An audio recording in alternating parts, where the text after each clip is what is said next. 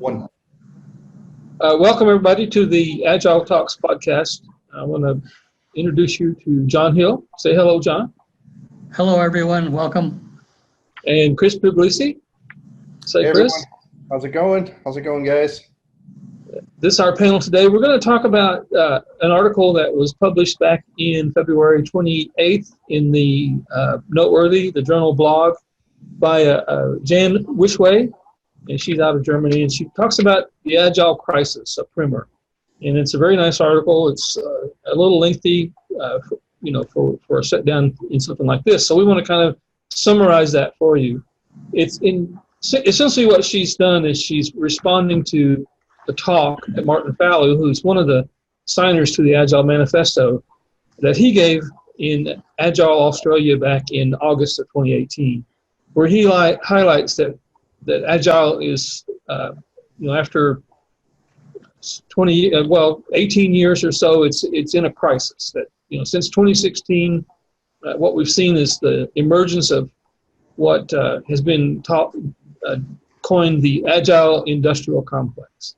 And that in itself, you can think about back in World War II and when Dwight Eisenhower gave his speech when he finished his presidency, his exit speech, he warned against the military industrial complex, in which that the whole industry around military industrialization tends to serve itself and not the military. So in an analogy, the Agile industrial complex has come to serve itself and its needs and not the actual intent of the Agile Manifesto. And he's kind of broke that down into three main concerns. The first concern he talked about was the imposition that the Agile industrial complex has developed this whole industry around processes and tools, in that they tend to impose those processes and tools on teams, and teams have lost the ability to choose how they do work, which was the number one thing in the Agile Manifesto. It's really the only thing that the founders of the Agile Manifesto kind of argued over where it should be placed, and it's the very first value: individuals and interactions over processes and tools. And he feels that the imposition of these processes on teams is a violation of the intent of the Agile Manifesto. The next thing that he talks about, which is a major theme throughout the Agile principles, is the concept of technical excellence, and that over business processes, in that the Agile industrial complex tends to emphasize business processes over technical excellence, which results in software that's difficult to change, which violates the whole concept of being able to adapt and embrace uncertainty. And then the third thing he talks about is that the focus is on projects and not on products, in that the whole Agile Manifesto was about let's start looking at development of good software products and not so much how we manage projects. And that's where Martin Fowler's come from. I mean, Jan had taken this and she basically breaks it down into a power conflict between the Agile values and business processes, and that the people that are buying these services from the Agile industrial complex are the ones who tend to want to implement these business processes, and that it's resulted in sort of a mechanization or tailorization of the Agile of organizations that have done this, which is entirely different. So that's kind of a summary of what she's talked about. We can go into more detail, but what do you guys think? Yeah, I would tend to agree, at least with, I would challenge the first statement about,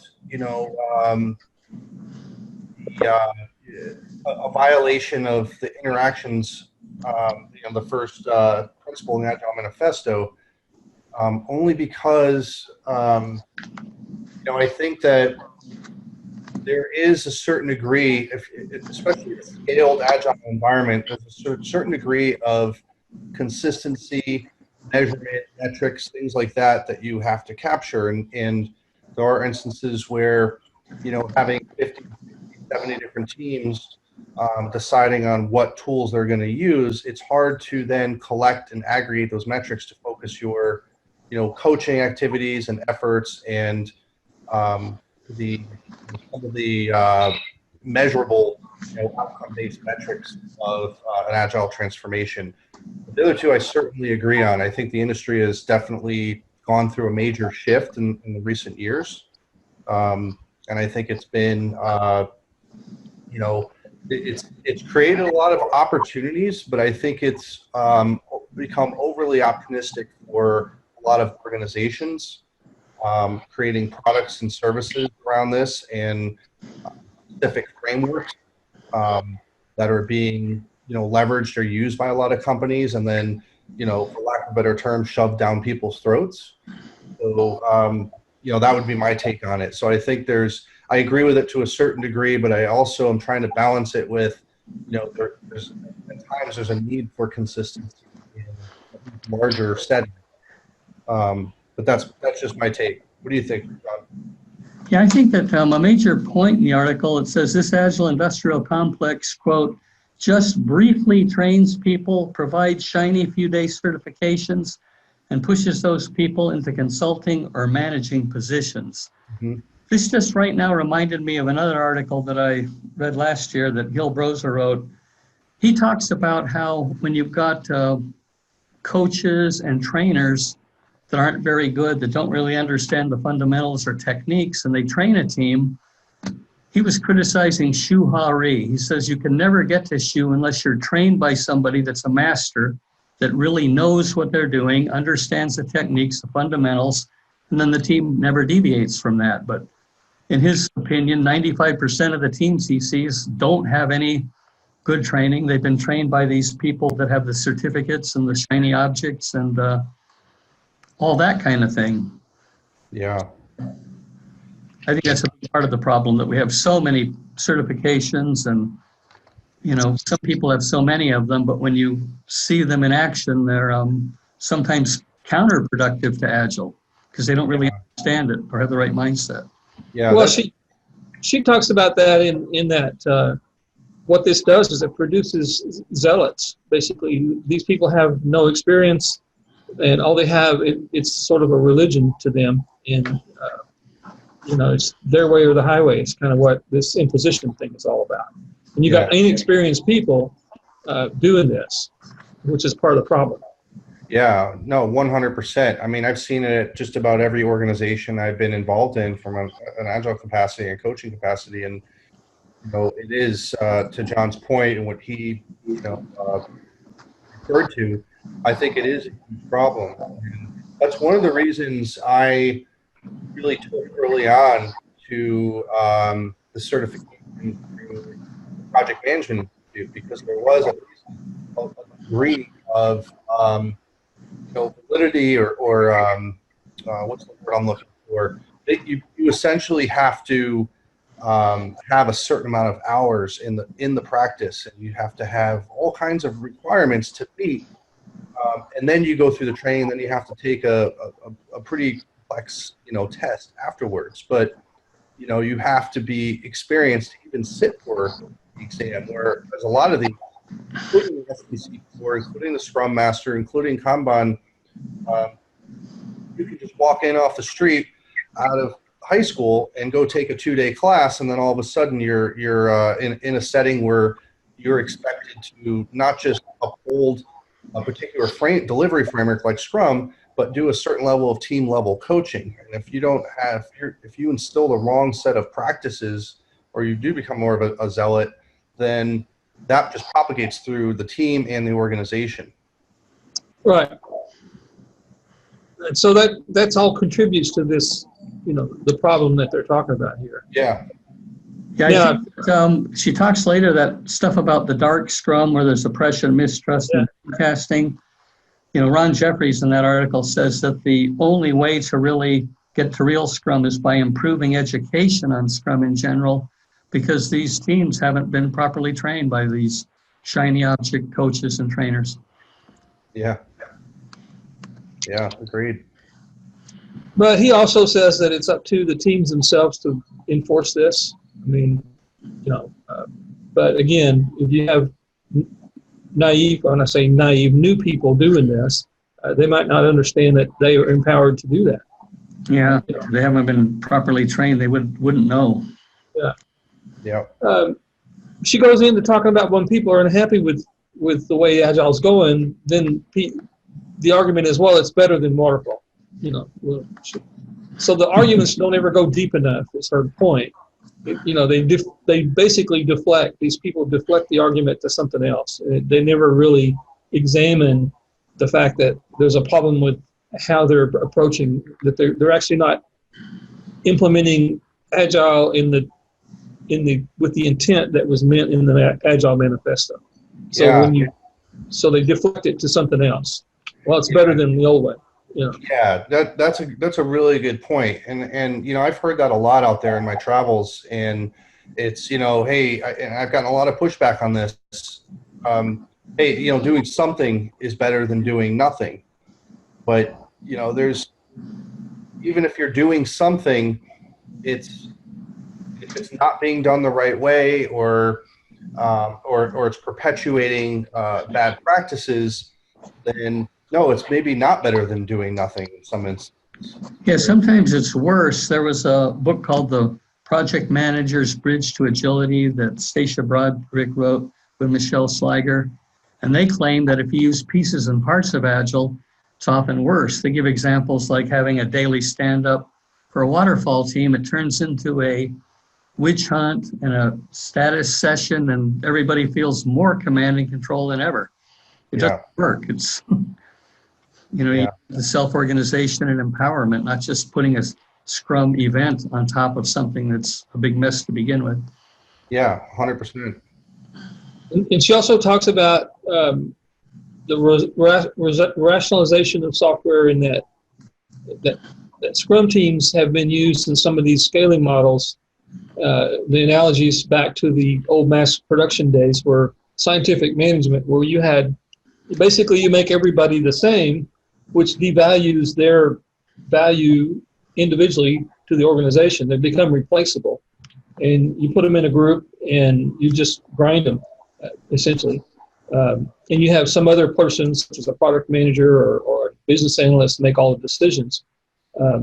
In which, in some, I've seen this myself, where, you go into a place where they've got all this scaling, all these teams working on a program increment or something like that. And so their outputs all become dependent on each other. And the whole emphasis is on just production and not on doing good work. Right. Yeah. So. Yeah. I can see that. And, and especially, I was asked this question recently about, what do you see as, the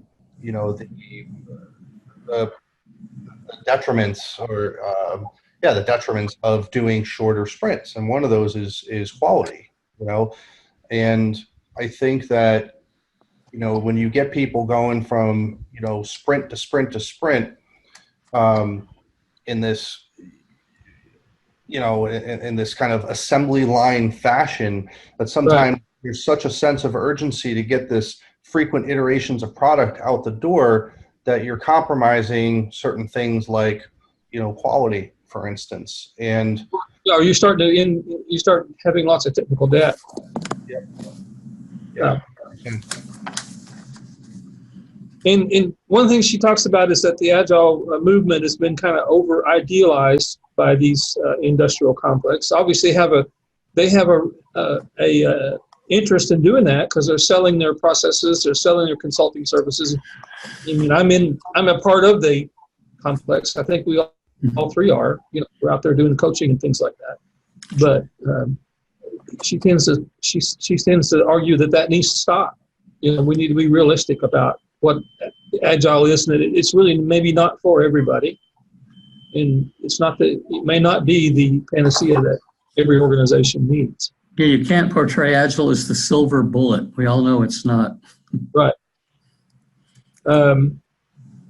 She talks about something called post-Agile, and Martin Fowler talked about this a little bit, and that, he made the analogy, or somebody made the analogy that, when we had modernism, which is basically Taylor stuff. Then we have postmodernism, and he said the reason that we did that is because we recognized the shortcomings of modernism, and now we have postmodernism. And I think maybe that might be what we're seeing here, is that we're kind of moving into an era where we're kind of, I don't know if I would want to call it post-agile, but maybe the next phase of this where, we was working really well with small teams and small products. There was a lot of interaction, but as we try to use Agile to solve bigger business problems, it has limitations. And so, which is resulting in this crisis feeling, and that we'll eventually come out of that into something that's newer. And I think what we're starting to see, and Stephen Benning kind of talks about it in his book, is he calls it Agile management. And so maybe we're getting away from Agile software development as a philosophy into more of a management philosophy. And that may be the next part of this shift that we're in. And so this whole crisis thing is maybe should be expected, I think. Yeah, well, and I think it's it's certainly an evolution, and I think some of the literature that's being put out there to recognize this as a crisis is really what's the next inclination of this, and how are we going to how are we going to realize that? And I think Kanban actually, and specifically the Kanban maturity model, is based on Agile principles and concepts and practices, but it really is touted as a management methodology. So it's a really good way for middle managers and even leaders to adopt some of these Agile practices and principles, right, within a very loosely coupled framework. And I think it works really, really well. But I also agree that I think that's the next iteration of this. The progression of it. Yeah, it worked really well for what it was intended for. The Agile Manifesto was intended really to solve the problem between management and developers that was going on back in the 90s. There was a big problem with technology kind of exploded, and it made software was in high demand, and in their perspectives, it was slow, and managers and customers weren't getting what they wanted. And so the Agile movement was intended to solve that problem. And it did a good job of solving that problem. Yeah.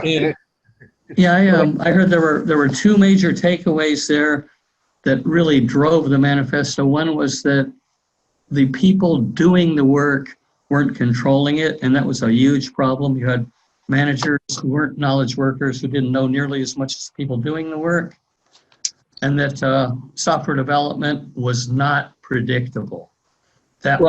Those two things together drove most all of it. Yeah, and Agile was meant to solve that problem, and now it's grown into a whole way of life. It's a paradigm in its own. Yeah, and I think that's a really good point. Even just to elaborate a little bit further, but we're trying to take something that was written and used and followed or to solve a specific need, and now we're still taking that and trying to bring it to other areas of the organization, to leadership and how people manage and lead and all of that. And it's not a perfect fit, so it's very good for what it is. And some of the principles may apply, but there's got to be another, it's time to look at something else to solve other problems. Yeah. And it's the fact that we're having, this is not the only article that I've read recently about this. There's another one called "Did We Fail Agile, or Did Agile Fail Us?" And if you do a Google search on stuff like that, there's a lot of articles. So we're starting to see more and more literature about this crisis. And the good thing about it is that it's causing some pain. And I was reading another book. The author in that book says, well, pain is good if you adapt from it and get. And so maybe this crisis is the pain we have to go through in order to improve to the next phase. Maybe it's a part of the lessons, the retrospective we need to have. Yeah, and I think and I think Ron, before we got on the webinar here, you brought up a really good point, and crisis is one way to look at it, but I think it's a natural kind of, paradigm shift. And Exactly.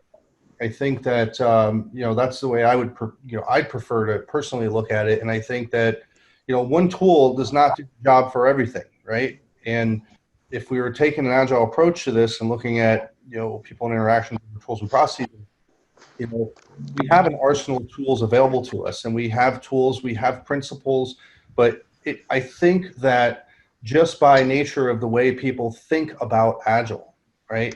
Just by, most people I talk to out there, they think about agile is, a set of, frameworks. They think of Scrum, they think of Kanban, they think of extreme programming, a set of practices. But what they don't think about, at least in my travels or my experience, is what they don't tend to think about is, servant leadership and all these other, how people are managing. So your agile management, a lot of these principles, a lot of these things can apply to that. And like I said, going back to Kanban, there are tools now available to people to help with that. But I think it's by sheer definition of when people think of, oh, did Agile fail us? Well, no, I don't necessarily agree that Agile failed us. I think that the way that Agile was intended actually helped us a lot, helped a lot of teams deliver a lot of great product. But I do think that, trying to now fit a square peg into a round hole for other areas of the organization to reach true business ability, that's where change needs to happen, and the focus needs to shift. Yeah, and I think before I lost the thought, the third factor that was corrupting Agile values was the focus on projects instead of products. I think that's a really big problem. Their organizations are losing sight of the value proposition and looking at projects as individual initiatives that aren't tied to a greater value proposition or value stream. And I know, Chris, we won't say where, but I know that you've worked with many teams that was the model. When the project finished, the team would disband. Oh, yeah. Reform, and that's just not a good sustainable model, and it doesn't support value delivery over the long term. Yeah, I did, but then I also just had a really good talk with Heidi Helfand about dynamic reteaming, and she challenges that notion of persistence in teams. If a team's working great and they're gelling together and they've matured to a certain level where they're putting out quality product at a good cadence, don't touch them. Don't break them up if there's any chance possible. But she also saw all these patterns through all her research, which would say that it's inevitable that teams are going to change. People come into the organization, people leave. People are plucked away. People want to go work on a different team because of people are learning new things, and that necessarily doesn't have to be a bad thing and wreak havoc on a team's maturity. So, which is a very interesting and controversial at this point, but yeah. I'm familiar with Heidi's stuff. We've debated some of it. I don't see a lot of the results that she says for teams that I think persistent teams actually have better results from my experience. And she says that offshore teams are great, but to me, it's kind of a mess. And there's some other things. She's challenging, team size and all kinds of other stuff that is the traditional wisdom we mostly accepted. But I do agree that she has some examples where, it's inevitable. You're right. If a company is acquired by another organization, you're going to have all kinds of shifts, and you can do things to mitigate that disruption. Yeah. I guess she's looking at the reality these days. Just like in the beginning Scrum, you're all co-located sitting in the same room, and now we're all over the world, and Ken Schwaber's having a heart attack thinking about it probably. Yeah, she's also saying that I think that disruption sometimes can be a good thing for a team. People tend to get complacent over time or not learning from each other, et cetera, et cetera. So sometimes disruption can be a good thing, and not in all instances, but in some instances, whereas we've been conditioned, as coaches and in the Agile community, as practitioners, to always, the more persistent a team is, the better. That disruption is is typically a bad thing, but I think what she's challenging is that it can actually turn into be a very good thing. Yeah, disruption is essential for an agile transformation. We love to shake the organization up to make it different. So Yeah, I agree, disruption can be positive. She talked about on your podcast that these decisions should be left to the teams. Yep. And which I think is what they're talking about here, is that the teams have lost that capability through this agile industrial complexes. Basically, put the responsibility on consultants and people who, the whole projects over products thing. It's in the interest of these people that are selling these processes and things to keep the focus on that. Their interest is their profitability, not, they may be interested in providing good service, but ultimately it's their survival they're more concerned about than their clients. Yeah, absolutely. Yeah, no, all good points, all good discussion points for sure. So, but I think I go back to kind of what I think Dave Thomas mentioned this in he did a go-to speech called Agile is Dead back in 2015. It's the same kind of theme, but they all kind of come to the conclusion that this thing we're going through is really kind of good for the movement, in that we're moving to the next, whatever it is, whatever's next, whatever we call it, Agile 2 or post-Agile, but it's the next step in the maturity of the philosophy, the philosophy of that Agile brings to work, and improving lives and that kind of thing. Yeah. And so I think while we're in the middle of it, I think those of us that experience this kind of pain, especially those that work for these companies that are doing software, as this grows out of the software, out of IT into other areas of the business, I think this pain is a good thing. I think it's positive. Yeah. No pain, no gain, as they say. Yeah, I think it's necessary, and I do think that, we've seen it in other industries, in real estate, in technology, the .com boom and bust, and the dust has to settle. People are opportunistic; they take advantage of it, and it's created a lot of great opportunity. It's done a lot of good things, but yeah, it's time to, it's dusty out there right now, and as it settles down, we're going to end up in a better place on the other side. So yeah, no, it's welcomed in my eyes. So I think the article is very good. I think it's worth, anybody that wants to get out there and read that, I would certainly recommend it. Yeah. She does a really good job of kind of giving the background of what the problem is. There's 2 or 3 pages of what her propositions on how this should work out, and I think she's right on some of them. Some good thing would be to go listen to or read the Martin Fowler's keynote that he gave at Agile Australia.